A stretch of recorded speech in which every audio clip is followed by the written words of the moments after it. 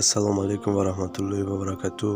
дӯстдорон ва ҳаводорони канали Тавозуни ҳақиқат, имрӯза видеои мо дар бораи якчанд таъбири хобҳо меравад. мағзи сарро дар хоб дидан чӣ таъбир дорад?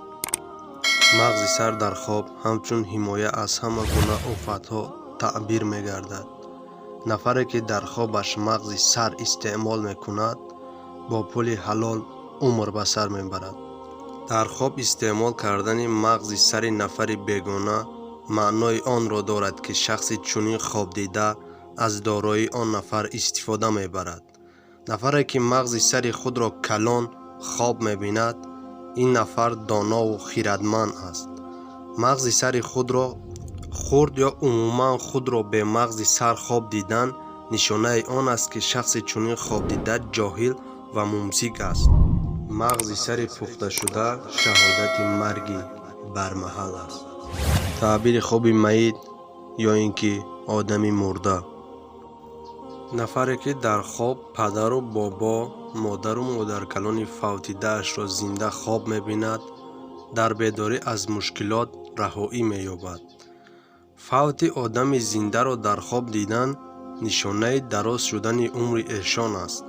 шахсеро ки дар хобаш фавтидае мезанад, нишонаи даст ба гуноҳ задани ӯ аст. нафаре ки дар хобаш мурда меёбад, дар бедорӣ сарватманд мегардад. агар шахси фавтида дар хоб даст ба ягон аъмоли бад занад, ин ҳушдор аз аъмоли баде аст ки шахси хобдида бояд эҳтиёт шавад.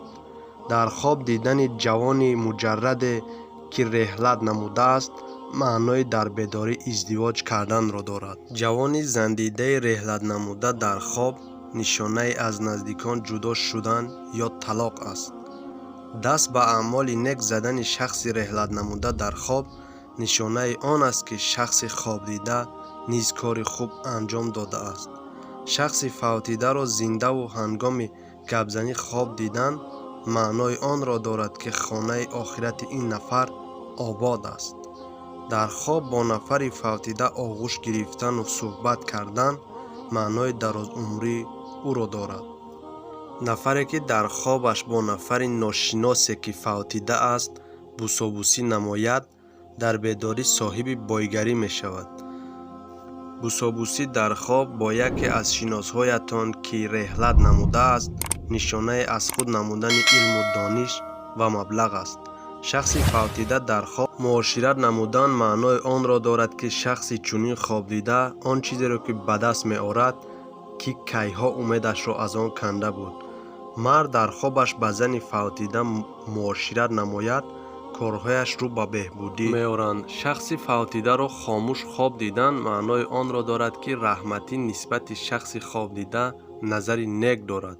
шахсе ки дар хобаш аз нафари фавтидаи моли хубу тоза мегирад, неъмати зиндагӣ ва хушиву хурсандӣ насибаш мегардад. рафту мол ё ашёи додаи шахси фавтида ифлос бошад, пас шахси хобдида дар оянда ба аъмоли бад даст мезанад.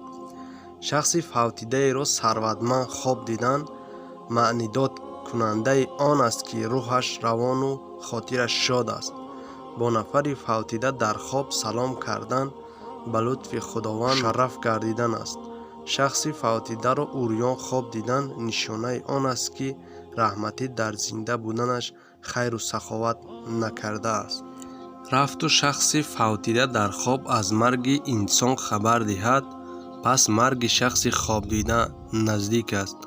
нафари фавтидаеро ба рӯи сиёҳ хоб дидан маънои онро дорад ки аз ин дунё беимон реҳлат намудааст.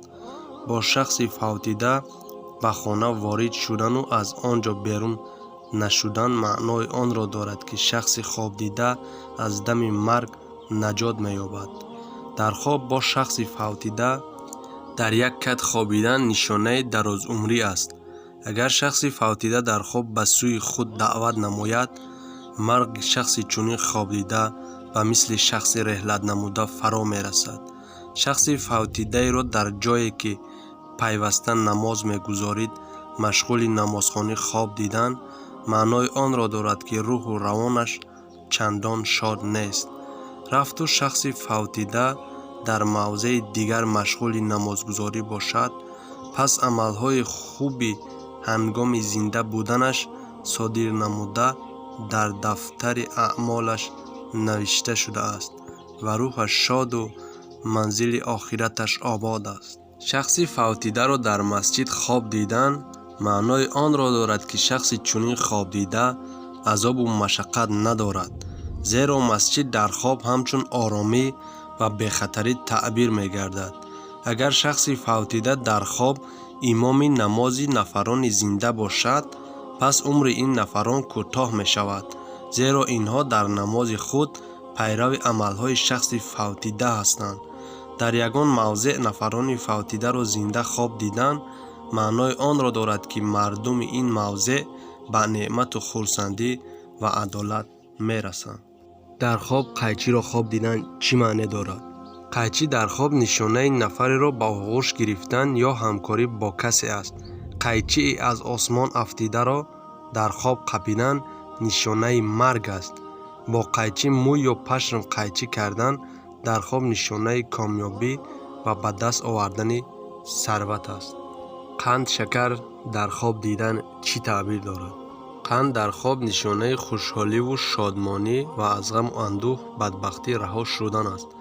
дар хоб қандро бо нафаре тақсим кардан нишонаи дар қувваи худ ноустувор буданро дорад. ба нафаре қанд додан ба сухани худ дилпур набуданро маънидор мекунад. қанд хӯрдан дар хоб аз гапи беҳуда гуфтан ва аз каҷфаҳмӣ ҳушдор менамояд. дар ҳамиҷа видеои имрӯза ба поён мераса. агар шумо ягон хобе диден таъбирша намедонед, бинависен дар комментария, ҳатман мо ҷавоб мегардонем.